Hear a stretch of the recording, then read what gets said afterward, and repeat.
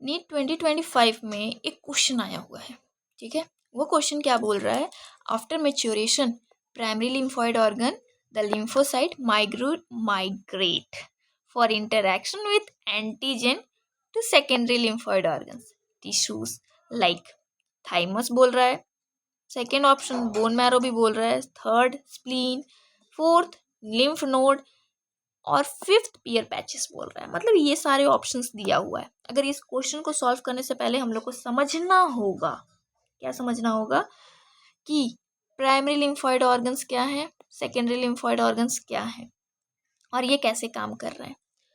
तो इमेजिन करिए, इंडिया अपने आर्मी को ट्रेन कर रहा है। वो अपने आर्मी को कहाँ ट्रेन करेगा, तो किसी एकेडमीज में ही ट्रेन करता होगा।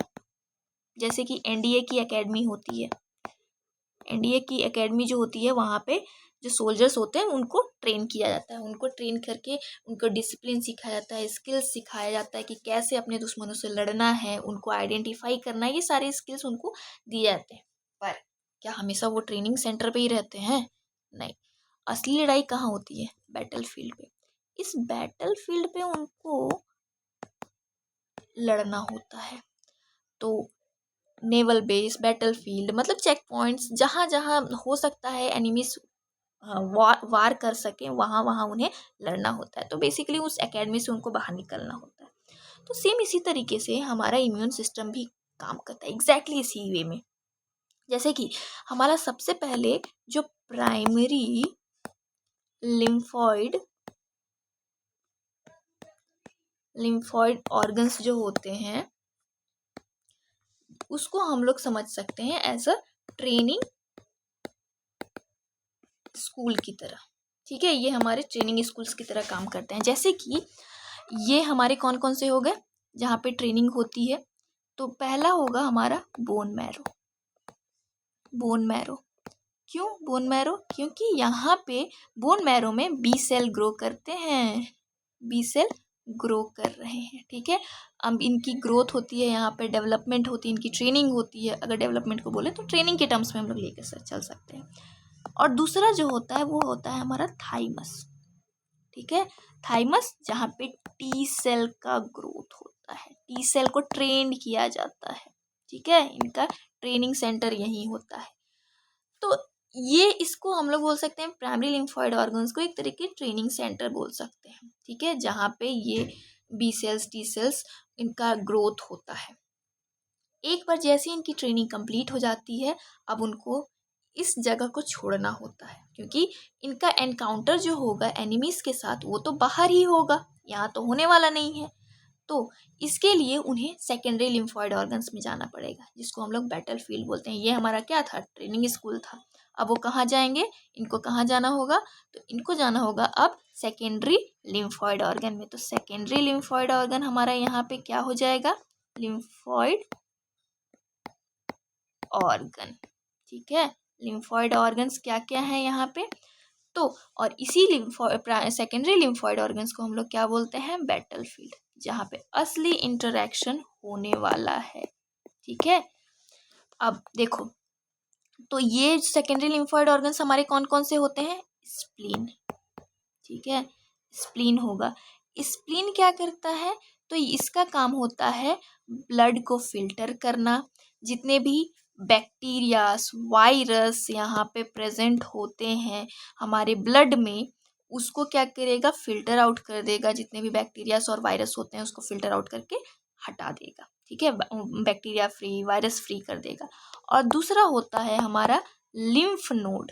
ठीक है, ये नहीं होगा, लिम्फ नोड होता है, लिम्फ नोड होता है। अब लिम्फ नोड का क्या काम है? लिम्फ नोड्स जो होंगे ये एक तरीके से चेक पॉइंट का काम करते हैं। लिम्फ वेसल्स में प्रॉपर एक हर जगह पे चेक पॉइंट्स प्रेजेंट होगा, तो वो लिम्फ नोड का काम करता है। ये काम करता है, चेक पॉइंट की तरह काम करेगा। अब ये क्या करेगा, कैसे काम करेगा? तो ये जितने भी माइक्रोब्स हमारे स्किन में लिम्फ के थ्रू एंटर कर रहे हैं, स्किन में अगर कट लग गया, उस वुंड के थ्रू क्या किया? माइक्रोब्स इन्वेड कर दिया हमारे बॉडी सेल्स में। अब वो क्या करेगा? लिम्फ नोड के थ्रू वो मूव करने लगेगा। तो वहाँ पे उस पर्टिकुलर कहीं भी अगर कट लगा, कुछ चेक पॉइंट होगा जो क्या करेगा, इस माइक्रोब को डिटेक्ट कर लेगा। लिम्फ नोड क्या कर लेगा, डिटेक्ट कर लेगा और चेक करके उसको फिल्टर आउट कर देगा। फिर आता है लास्ट वाला जो होगा वो हमारा पियर्स पैचेस होगा। ठीक है, पियर्स पैचेस। ठीक है, पियर पैचेस जो होता है ये स्मॉल इंटेस्टाइन में इसका लोकेशन होता है। ये भी एंटीजन को जो आ रहे हैं कॉन्टामिनेटेड फूड के थ्रू, उसको क्या करेगा, ये कैच कर लेगा उन एंटीजेंस को, क्योंकि ये एंटीजेंस क्या करेंगे, डिसीज कॉज करेंगे, तो उसको पहले ही कैच कर लेता है।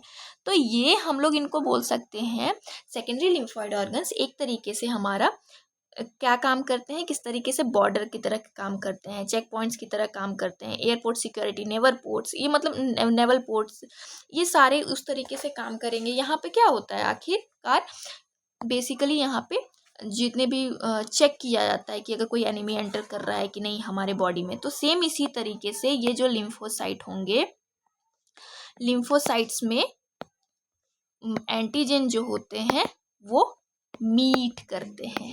ठीक है, एंटीजन मीटिंग होती है मतलब एंटीबॉडी से।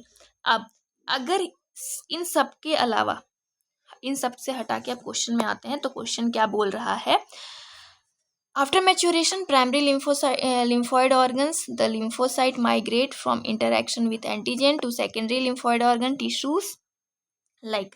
तो हम लोग को देखना पड़ेगा क्या क्या ऑप्शन है। ए थाइमस था, तो थाइमस सेकेंडरी लिम्फॉइड ऑर्गन नहीं है, ये प्राइमरी लिम्फॉइड ऑर्गन है। ठीक है, बोन मैरो अगेन ये भी प्राइमरी लिम्फॉइड ऑर्गन्स है, तो इसका सही आंसर होगा स्प्लीन, लिम्फ नोड और पियर पैचेस। ठीक है, अगर मैं पूरी वीडियो को समराइज करूं तो देखा जाए तो जो हमारा प्राइमरी लिम्फॉइड ऑर्गन क्या होता है, एक ट्रेनिंग की तरह, ट्रेनिंग एकेडमी की तरह हम लोग इसको देख रहे थे। ठीक है, और वह क्या क्या थे, तो हमारा थाइमस था ट्रेनिंग एकेडमी, और बोन मैरो था। इस जगह पे क्या हो रहे थे, हमारे टी सेल और बी सेल ग्रो कर रहे थे, मैच्योर कर रहे थे। फिर इसके बाद जो सेकेंडरी लिम्फॉइड ऑर्गन्स था वो क्या था, जिसको हम लोग बैटल फील्ड बोल रहे थे, बैटल फील्ड बोल रहे थे।